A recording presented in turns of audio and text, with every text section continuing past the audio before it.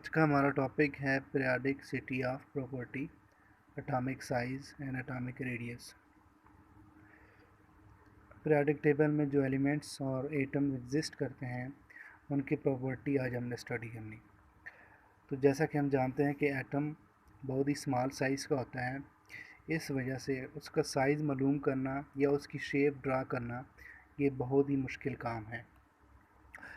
इसलिए एक मेथड यहाँ पे एक मेंशन है जिसमें एटम का साइज़ जो है वो या शेप उन्होंने सपोज की है कि वो सफ़ियर की फॉर्म में एग्जिस्ट करती है।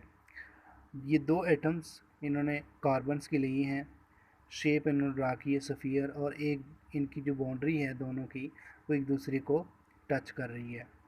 एक वर्ड है यहाँ पे atomic radius. Atomic radius basically कुछ यूँ डिफ़ाइन करते हैं कि इस एटम का जो सेंटर पॉइंट है और इस एटम का जो सेंटर पॉइंट है, दोनों के सेंटर पॉइंट जो एटम्स के जो दोनों के सेंटर पॉइंट्स हैं, इनमें जो बिटवीन जो डिस्टेंस बन रही है दोनों में, उसको कहते हैं एटॉमिक रेडियस। और कार्बन के जो दोनों एटम्स हैं उनमें जो एटॉमिक रेडियाई या एटॉमिक रेडियस जो बन रहा है वो है 154 pm, जो बेसिकली लेंथ या डिस्टेंस का मैक्रो यूनिट है वो गिवन है। 2r का मतलब यह है कि इस एटम का जो सेंटर पॉइंट है इसका रेडियस r और इस एटम के सेंटर जो है वो रेडियस r। तो दोनों दो एटम है, 2r मतलब इसका रेडियस r इसका रेडियस r, दोनों को ऐड करेंगे 2r। अगर हम इस रेडियस का इस एटम का सिंगल रेडियस मालूम करें तो 2 पे डिवाइड करेंगे तो आपके पास 77 आ जाएगा। अगर हम मूव करें पीरियोडिक टेबल में लेफ़्ट से राइट की तरफ तो एटॉमिक नंबर जो कि इंक्रीज़ हो रहा है, लेकिन जो साइज़ है वो डिक्रीज़ हो रहा है। उसकी रीज़न क्या है? उसकी रीज़न ये है कि जब एटॉमिक नंबर इंक्रीज़ होगा तो साथ साथ अफेक्टिव न्यूक्लियर चार्ज भी इंक्रीज़ होगा। अफेक्टिव न्यूक्लियर चार्ज डिपेंड करता है प्रोटॉन पे, क्योंकि जब एटॉमिक नंबर बढ़ेगा तो एटॉमिक मास भी बढ़ेगा, तो नंबर ऑफ़ प्रोटॉन और नंबर ऑफ़ इलेक्ट्रॉन बोथ बढ़ेंगे।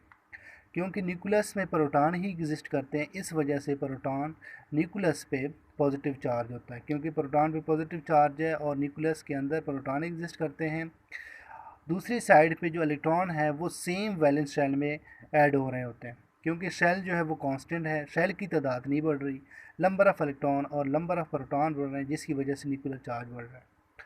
न्यूक्लियस पे पॉजिटिव चार्ज होता है, लेकिन न्यूक्लियस के गिर्द जो ऑर्बिट होते हैं उस पर नेगेटिव चार्ज होता है, क्योंकि न्यूक्लियस के गिर्द ऑर्बिट में इलेक्ट्रॉन रिवॉल्व कर रहे होते हैं।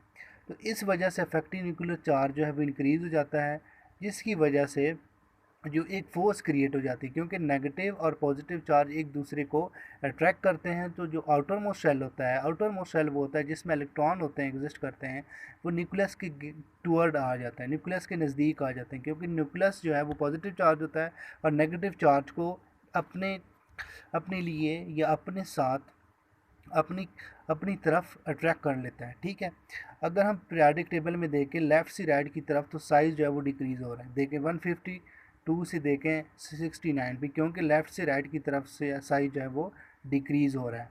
अगर हम साइज़ की बात करें टॉप टू बॉटम तो वो इंक्रीज़ हो रहा है। वो इस वजह से इंक्रीज़ हो रहा है क्योंकि न्यू शेल बन रहे। जब शेल ज़्यादा होंगे, शेल बढ़ रहे होंगे, तो एटॉमिक नंबर बढ़ रहा है तो एटॉमिक साइज़ भी बढ़ेगा।